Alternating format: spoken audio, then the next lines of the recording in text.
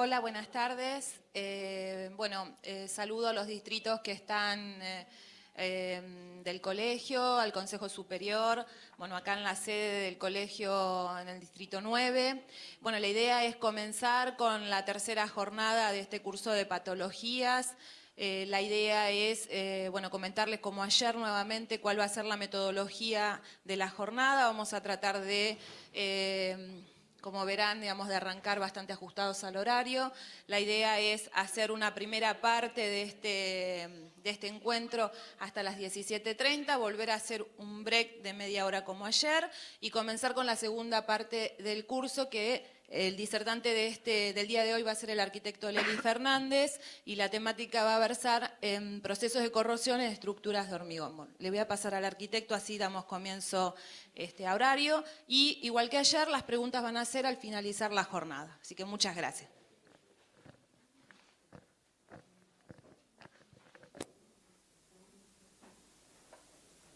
Muy bien. Bueno, muy buenas tardes a todos. Gracias por estar aquí. Un saludo muy grande también a los colegas de las delegaciones. Y ante todo, bueno, agradecer a la casa que nos recibe, al Colegio de Arquitectos, que es nuestra casa, por supuesto. A los profesores españoles, a la alumna de maestría que nos acompaña hoy, que gracias a ellos y a esta interacción que tenemos con la Facultad de Arquitectura, estamos pudiendo lograr este seminario internacional, que creo que es algo muy valioso. Bueno, ya ha habido palabras alusivas a ello, y nos parece muy interesante desde la facultad, en nuestra tarea docente, el poder tener esta instancia de intercambio y que espero que sea de provecho de todos ustedes, ¿sí? Quisiera hacer una breve aclaración porque tenemos un público, un público que está integrado, como ustedes saben, por alumnos de la materia electiva, que son, por supuesto, alumnos de último grado de carrera, jóvenes profesionales y profesionales con mucha experiencia. Yo dije con mucha experiencia. Eso corre por quienes... Entonces, la problemática que hoy... Por supuesto, jóvenes, sobre todo jóvenes. La problemática que vamos a abordar hoy, que es una problemática compleja, ¿sí? Seguramente muy conocida por todos ustedes, y quienes trabajan o tienen más experiencia en el campo profesional, van a ver, y espero que sepan disculpar, vamos a necesariamente tocar temas o conceptos que seguramente conocen o está conocido por todos ustedes o por la mayoría de ustedes, así que les pido disculpas a aquellos que quizás vean como redundantes o reiterados algunos conceptos, ¿sí? Pero bueno, es necesario como para poder aclarar algunas cuestiones básicas o elementales que son importantes recalcar o tocar, ¿sí? Porque vamos a ver algunos conceptos básicos de corrosión para poder enfocar el tema. Piensen ustedes que tenemos escasas 3 horas para abordar una problemática muy compleja que la abordan especialistas de otras disciplinas más duras, ingenieros mecánicos, químicos, etc. Es tema de especialidades, de especialistas, de congresos, hay innumerable bibliografía. Yo voy a procurar desde la visión de un arquitecto que trabaja en la docencia, que ha trabajado en la investigación y que trabaja en el campo profesional, específicamente en temas de patología, voy a procurar, haciendo un recorte muy específico y que espero que sea de utilidad a ustedes, volcar estos conceptos básicos que van a procurar barrer estas cuestiones de definición de los procesos que tienen que ver, los aspectos fundamentales de los procesos corrosivos que vamos a abordar hoy, ¿sí? Pero obviamente el tema no queda para nada agotado, sino en todo caso, si ustedes me permiten, va a ser enunciado y quedarán, cuestiones por supuesto por desarrollar, ¿sí? Así que quería hacer esta aclaración porque es un tema por supuesto muy específico, complejo, vasto, y 3 horas por supuesto no van a alcanzar más que quizás para enunciar las cuestiones básicas y eso. Así que espero poder ser lo más claro posible en esta cuestión, ¿sí? ¿Y por qué elegimos presentar este tema de los procesos de corrosión en estructuras de hormigón armado? Una, porque las estructuras de hormigón armado, bueno, son básicamente con lo que resolvemos un aspecto, un subsistema del sistema edificio muy importante, que es tradicionalmente, por lo menos en la forma en que resolvemos los edificios, en nuestra forma de construir, es la técnica usual, ¿sí? Y la corrosión es el proceso patológico que más afecta a las estructuras de hormigón armado, ¿sí? Entonces, por su importancia como subsistema y por la importancia como proceso patológico que lo afecta. Por eso es importante ver esta cuestión. Y por otro lado, a ver si no hago macana, por la ubicación en la que estamos nosotros, si bien el plano de la República Argentina, y aquí estamos viendo las subzonas, que son zonas bioambientales sacados de la norma IRA 11.603, fíjense ustedes que la zona en la que estamos nosotros, Mar del Plata está aquí, ¿sí? Prácticamente la zona de mayor exposición a uno de los tipos de corrosión que vamos a ver hoy, que es la corrosión debida a los cloruros, es decir, propios del ambiente marino, ¿sí? Se dan en el sudeste bonaerense, es el sector más castigado de todo el litoral costero argentino, ¿sí? Precisamente del 100% según el ingeniero Cabrera del UNICEM, de la Universidad del Centro, del 100% de los procesos corrosivos que afectan las estructuras en la Argentina, el 90% son debidos a carbonatación, luego ahondaremos sobre ese tema, y el 10% a procesos por corrosión por cloruros, ¿sí? Ese 10% se concentra en el litoral sudeste de la provincia de Buenos Aires, es decir, Mar del Plata y todas las ciudades que componen este litoral, ¿sí? Tenemos un nivel de concentración de ese proceso patológico muy localizado en el territorio, ¿sí? Ahora, corrosión en las estructuras de hormigón armado tenemos en muy diversos ambientes, ¿sí? Perdón, hago una pequeña aclaración. ¿Por qué no se da en el resto del litoral marítimo? Patagónico, sobre todo, que tenemos un extenso litoral marítimo, precisamente por una situación particular de vientos, porque el spray marino que contiene cloruros en el litoral patagónico es enviado, por decir así, o es alejado de la costa por la predominancia de los vientos del oeste. Y así está reflejado en un pie de página de la norma CIRSOC 201, como vamos a ver luego, ¿sí? Así que precisamente el sector de mayor exposición es el que decía recién, el sudeste bonaerense, ¿sí? Y donde se dan la mayor cantidad de casos por cloruros, ¿sí? Ahora, los ambientes, los distintos ambientes en que se clasifican son básicamente 4, según el nivel de agresividad.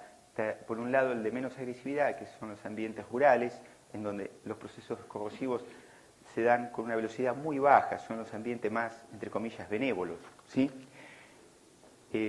Luego están los ambientes costeros o marítimos, como el que mencionábamos recién, que son muy, muy agresivos, ¿sí?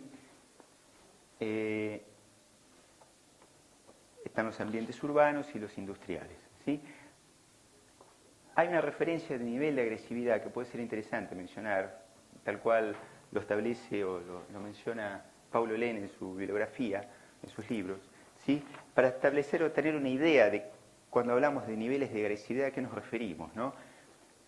Decía que el ambiente marino, dice mejor dicho Paulo Lehne, que el ambiente marino puede tener un nivel de agresividad en el orden de 30 a 40 veces el nivel, las velocidades de corrosión que se desarrollan en ese ambiente pueden ser 30 a 40 veces el que podemos tener en un ambiente rural, puro, ¿sí? Sin contaminantes, ¿sí? En ambientes industriales puede haber niveles de velocidades de corrosión en el orden de 60 a 80 veces, ¿sí? En ambientes urbanos, dependiendo del nivel de contaminación, también podemos tener niveles muy altos en esos mismos órdenes, ¿sí? Digo, para tener una idea, Entonces, y esto se condice con lo que nosotros encontramos en nuestros trabajos. Es decir, cuando nos toca ver una estructura que está en ambientes poco contaminados, donde hay poco nivel de agresividad, notamos que verdaderamente las estructuras se comportan relativamente bien, ¿sí? Y cuando nos toca inspeccionar, ver estructuras en ambientes muy agresivos, bueno, verdaderamente nos encontramos a veces con situaciones donde se nota que ha habido procesos corrosivos de velocidades muy altas, por supuesto con el correlato en el daño, ¿sí? Ahora, el tipo de ambiente no es la única variable que participa en estos procesos patológicos, ¿sí? Cuando digo procesos patológicos me refiero siempre al mismo. Corrosión en ambientes, corrosión en el hormigón armado, ¿no? Corrosión en los aceros del hormigón armado. Hay otras variables que tienen que ver, por supuesto, con las características del propio material, ¿sí? Y ahí nos metemos en esta cuestión de cómo fue proyectado el hormigón armado, es decir, la estructura, cómo fue construida y en qué condiciones prestó servicio, caramba, y cómo fue mantenida, ¿sí? Entonces, fíjense ustedes que el nivel de variables es muy grande, que están influyendo en la oportunidad, o decir, la ocurrencia del proceso patológico y su evolución, ¿sí? Menciono esto porque verdaderamente el proceso corrosivo de las armaduras es verdaderamente, y no es por hacer ocultismo, todo lo contrario, lo que voy a procurar es presentar el problema, pero es verdaderamente de una complejidad bastante grande, ¿sí? Quería aclarar estas cuestiones generales, ¿sí? Para poder ahora sí identificar los dos procesos básicos que vamos a ver de corrosión y, bueno, poder avanzar en ello, ¿sí? ¿Vamos bien hasta ahora? Bien, ¿no se duerme nadie? Bárbaro, genial. Bueno, acá está. Uy, bueno, por supuesto, creo que acá tengo unos colegas que conocen de qué hablo, la corrosión no solo se da en edificios que están directamente a orillas del mar, este es los silos y el, ¿cómo se dice? La galería de granos, sí señor, es un trabajo que nos tocó, aquí hay colegas del puerto de Mar del Plata que trabajan allí, que nos tocó inspeccionar un edificio ya de unas cuantas décadas, 40, 50 años si no me falla la memoria, pero una estructura de hormigón armado en términos generales para el nivel de exposición que tiene, relativamente en buen estado, ¿sí? Con sus problemitas, ¿sí? Pero por ejemplo esta estructura de un complejo habitacional mucho más nueva, ¿sí? A 80, 100 kilómetros del mar, en Madariaga, con unos niveles de afectación increíbles.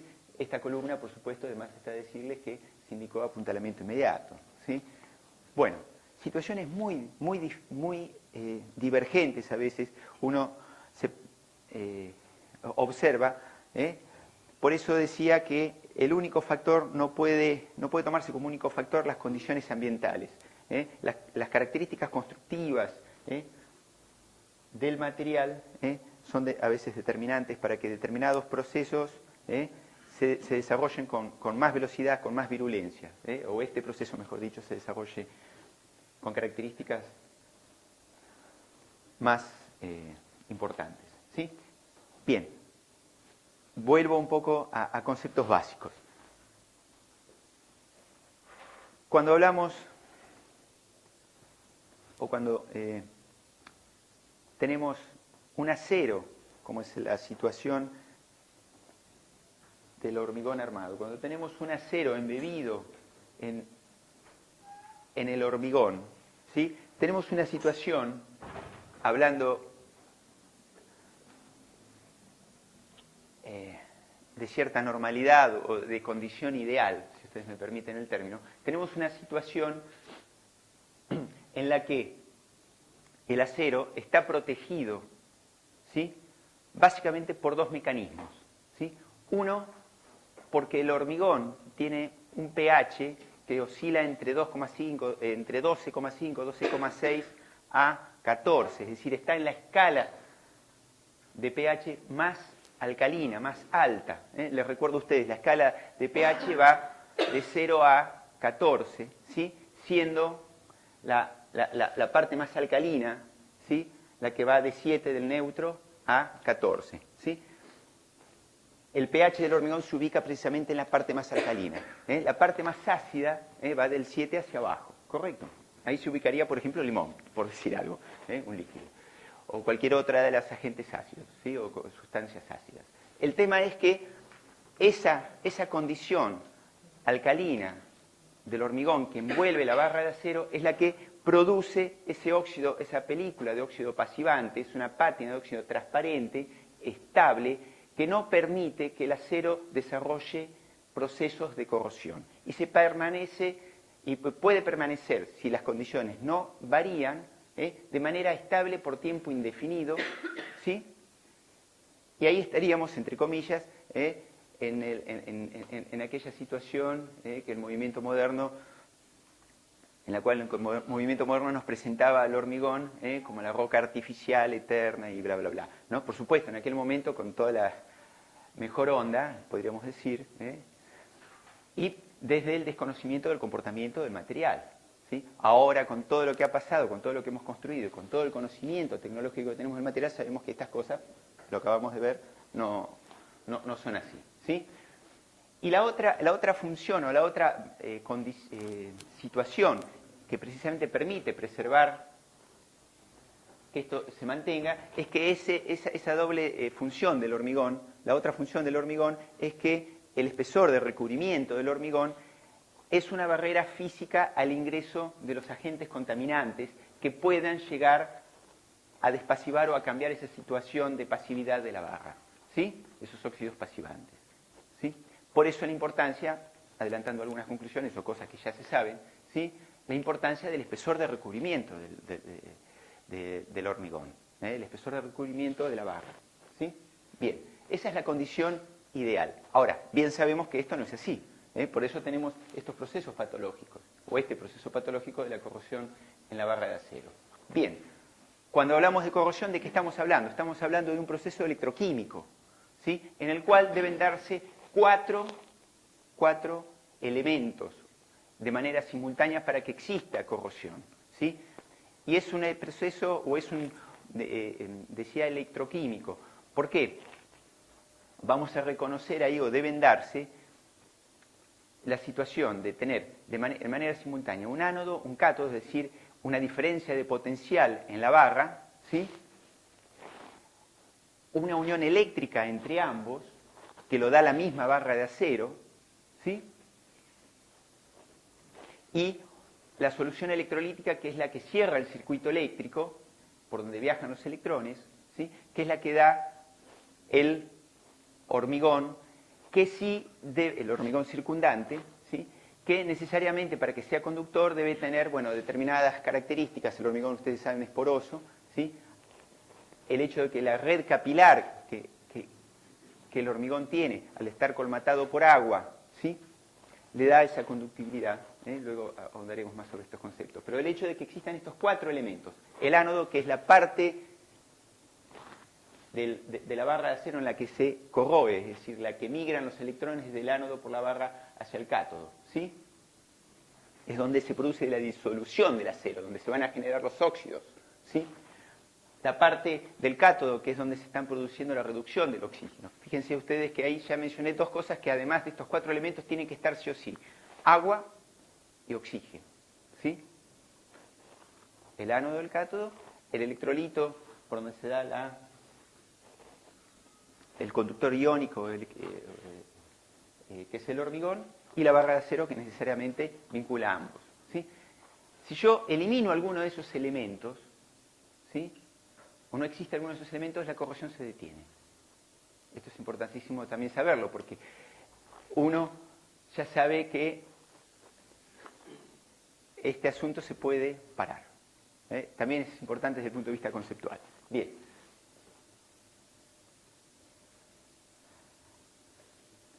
Representa básicamente lo mismo, pero lo que produce la despasivación de esa pátina de óxido que mantiene a la barra de manera inalterada, en esa condición inicial, ideal, lo que produce la despasivación es el ingreso de determinados agentes que precisamente producen o generan la pérdida de esa pátina de óxido, ¿sí? Que como vamos a ver, en términos generales, hay dos agentes que son muy temidos y ya los hemos mencionado. Uno es en el ambiente marino la presencia de iones cloruro y por otro lado la presencia de, no están mencionados aquí, del CO2, el ambiente, que es uno de los gases del aire, ya lo vamos a ver, ¿sí? Puede haber otros agentes contaminantes que pueden venir del suelo o de la atmósfera también, los sulfatos, hay una serie de agentes contaminantes, pero los que básicamente participan de una manera muy importante y son los responsables de las mayores cantidades de daños son los sulfatos, los cloruros y siempre en determinado nivel de presencia de oxígeno y de agua, ¿sí? Esto hay que saber. Bien. Uy, apreté demasiado. Ahora, una vez que se despasiva la barra en el tramo anódico, ¿sí? Donde se produce la reacción anódica, genera óxidos. Estos óxidos, como ustedes bien saben, son óxidos expansivos, ¿sí? Que en general, cuando un acero se corroe, yo siempre me vengo con algo para vender. Cuando una barra se corroe al aire, más o menos, toma un color más o menos pardo, son óxidos de hierro de la escala, de la parte superior, más o menos tienen estos colores las barras que ponemos, o que quedaron en obra y que luego se colocan en el hormigón. Si las barras son muy nuevitas en obra, no tienen este color, sino que directamente tienen el color grisáceo, muy bien, que es el que trae de la acería, ¿sí? Que es la condición ideal. Ya estos óxidos, no es que... Es preferible que no tengan este color cuando uno los coloca en obra, pero no pasa nada, diríamos, es decir, no es tan grave, ¿sí? Ahora, cuando desarrollan procesos de corrosión, ¿sí? Después las vamos a pasar, ¿sí? Ya los colores de los productos de la corrosión son mucho más oscuros y son extremadamente expansivos. Fíjense ustedes que lo que está representado en la parte inferior, es decir, en las abscisas, es el volumen que alcanzan los óxidos, los productos de la corrosión, ¿sí? Respecto del acero del que provienen. Y alcanzan volúmenes muy altos, en el orden de 6,5 veces del acero del que vienen. Digo, para hacer un ejemplo muy burdo. De 1 milímetro cúbico de acero que se corroe, ¿sí? Vamos a tener 6 milímetros cúbicos o 7 milímetros cúbicos de óxidos expansivos. ¿Sí? Es un volumen enorme. Eso es lo que provoca que en el proceso corrosivo, esta es una secuencia simplificada, ¿sí? En el proceso corrosivo, una vez que entraron los agentes, una vez que ingresaron los agentes y despasivan la barra, la barra comienza a desarrollar, a oxidarse, ¿sí? Y a desarrollar, es decir, a corroerse, y desarrollar óxidos expansivos, genera tensiones de tracción alrededor de la barra que producen tensiones tan altas, del orden de los 15 megapascales, según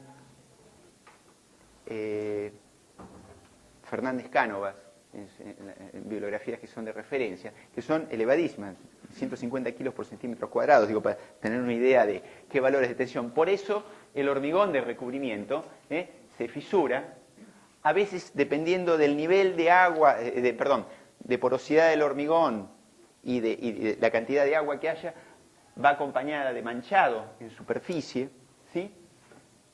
Si el proceso sigue habiendo óxidos más expansivos, más daño en el hormigón, grieta, delaminación, desprendimiento, acompañado, por supuesto, de una disminución de la sección de acero, ¿sí? El daño es cada vez más importante, ¿sí?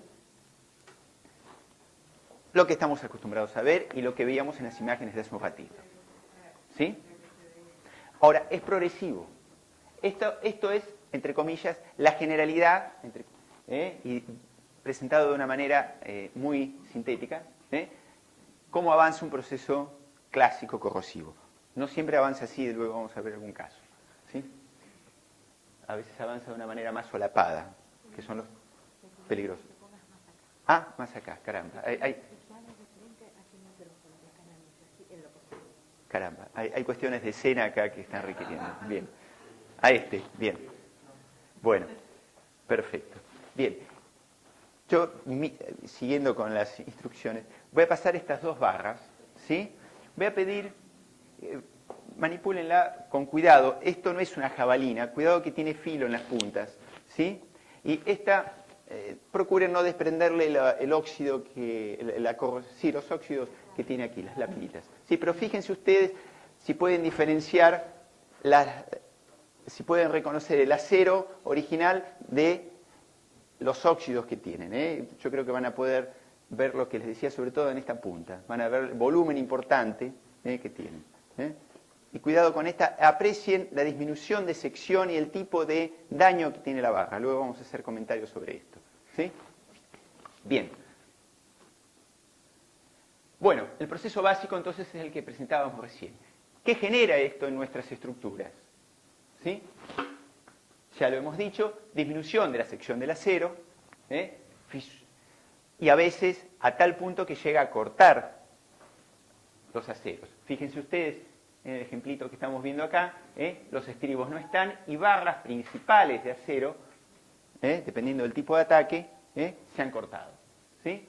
Por supuesto, fisuración, grietas, manchado, ¿sí? Desprendimientos, con lo que implica los desprendimientos, porque a veces no solo a la afectación, al desempeño de la estructura, sino el desprendimiento, la caída de material, el riesgo a personas, elementos terceros, etc. ¿Sí? Pérdida de adherencia entre el acero y el hormigón, con lo cual, nuevamente, baja el desempeño del elemento estructural del que se trate. ¿Sí?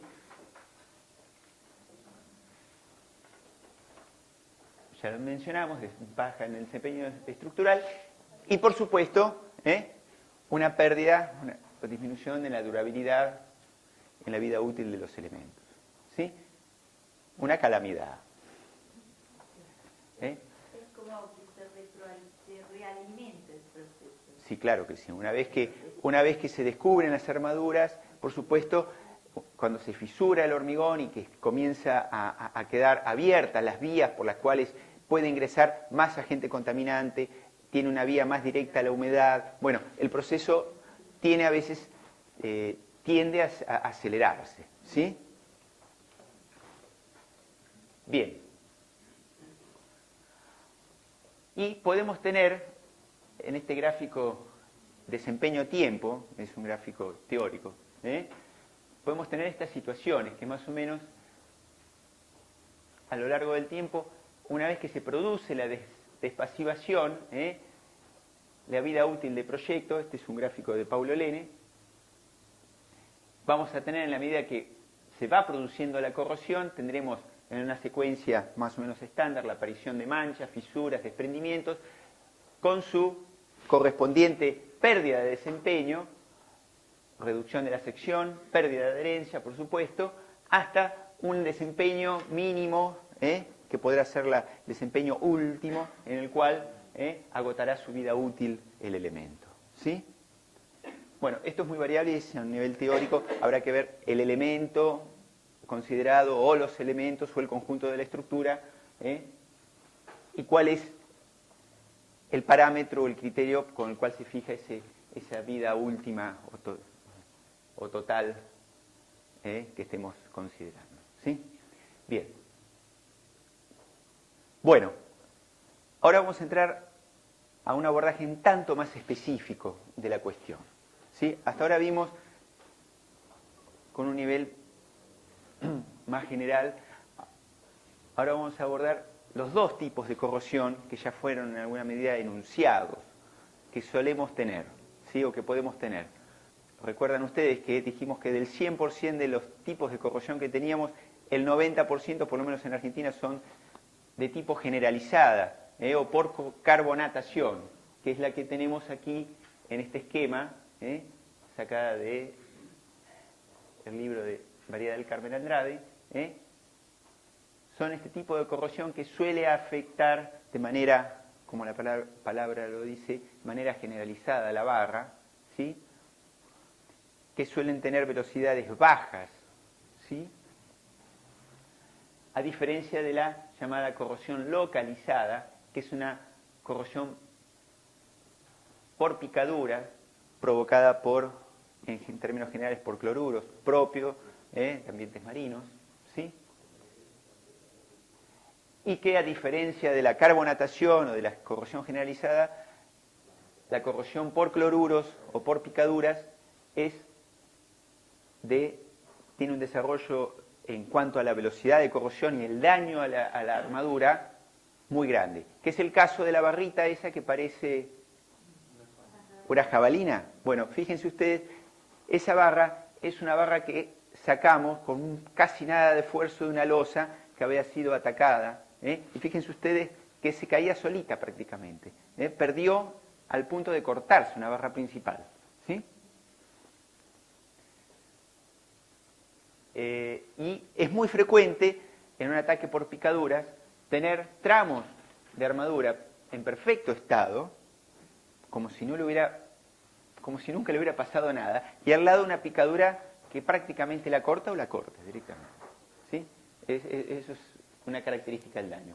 Y luego, la menciono porque aparece en el gráfico, pero en realidad no es objeto de esta charla, hay otro tipo de corrosión, que es la denominada bajo tensión, que es propia de los aceros post-tensados o pretensados, muy peligrosa y que, bueno, se dan en determinadas condiciones, sobre todo cuando hay deficiencias en la calidad del hormigón en el que están embebidos, pero que se dan en aceros que están bajo tensión, que también es de progresión muy rápida y suele producir colapsos, ¿sí? Bien, me fui. ¿Pasé bien? Sí. Bien. Cuando hablamos del vamos a hablar del primer tipo de corrosión, la debida a la llamada generalizada o uniforme, debida al ingreso del anhidrido carbónico. Piensen ustedes que el anhidrido carbónico es un gas minoritario en la atmósfera.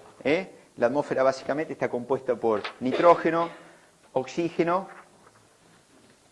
78% de nitrógeno, 21% de oxígeno, y el gas que le sigue es el dióxido de carbono, en un 0,03%. Ahora, fíjense ustedes este mísero gas, no es por ser despectivo, pero en un porcentaje tan bajo, el daño que nos genera, porque este gas que está presente, en términos generales, en ese porcentaje, en una atmósfera estándar y no contaminada, en atmósferas industriales, urbanas, puede estar en porcentajes mayores, ¿sí? Sí. Este gas, al penetrar por la red capilar del hormigón, ¿sí?, nos genera un cambio en el pH. Algo que me olvidé de mencionar es que el responsable, aquí hago un pequeño paréntesis, el responsable de la elevada alcalinidad del hormigón es el hidróxido de calcio en su gran mayoría, también el hidróxido de potasio y de sodio, que son productos de la hidratación del cemento, ¿sí?, y que están en la fase acuosa.